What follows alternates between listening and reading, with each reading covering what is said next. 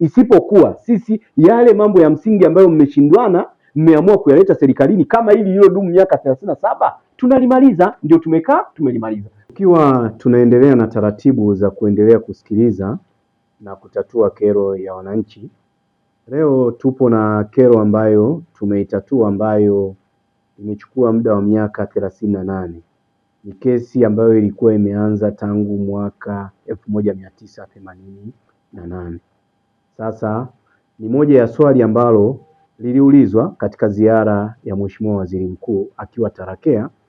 Kwa hiyo kuna mwananchi ambaye alijitokeza akionyesha ugomvi wa kifamilia hususan katika swala zima la ardhi. Sasa kwa sababu nilipewa jukumu kuweza kujua uhalisia wa hiyo kesi na sisi tumeweza kushughulikia kama ifuatavyo, ninaomba watu wa ardhi tupeni picha ikoje na hali ikoje na mwisho wake tumefikia hatua ya namna gani. Mtu wa ardhi tafadhali. Baada ya kupokea malalamiko ya hawa ndugu, imebainika kwamba wamiliki wa eneo katika mgogoro huu ni ndugu Alois, ndugu Paulo na ndugu Ernest. Na baada ya kuendelea kusuluhisha ikaja kubainika kwamba eneo la Alois ndio limemegwa na kuuzwa na baba yake, na hivyo mgogoro chanzo ikaonekana ni Alois pamoja na baba yake, kwa maana ya baba yake kuuza eneo la Alois.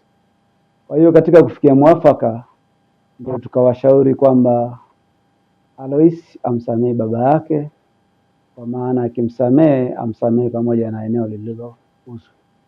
Baada ya hapo mzee hataingilia katika eneo la Alois wala la kaka zake.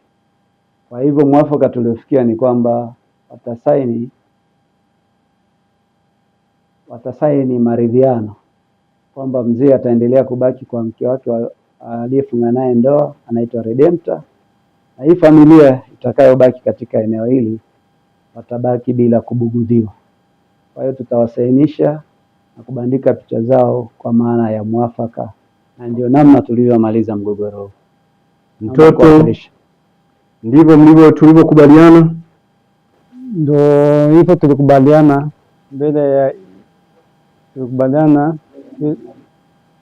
Mheshimiwa DC ataka arudie tena unani shamba tena kukata tena mara ya pili pale, ataka aingilie tena pale.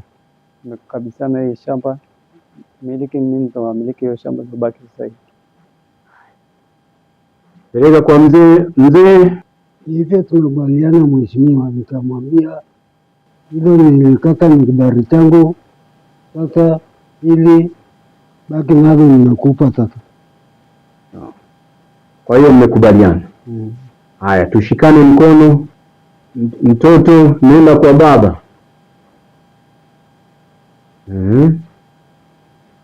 Sasa simama, shika. Haya, hapa kumwache mzee akae tu hivyo. Sema nimekubali, tumeweka kabisa tuisikie. Nimesameheana na mzee wangu. Nimesameheana na baba yangu. Kwa hiyo mna amani? Ndio. Mzee mmeshasameheana? Tumesameheana. Mbona mmenuna? Mimi sijanuna, ni hivyo tu. Haya. Mtoto mbona umenuna? Haya. Kwa hiyo mmekabilishana. Tumeshasameheana. Haya, turudi.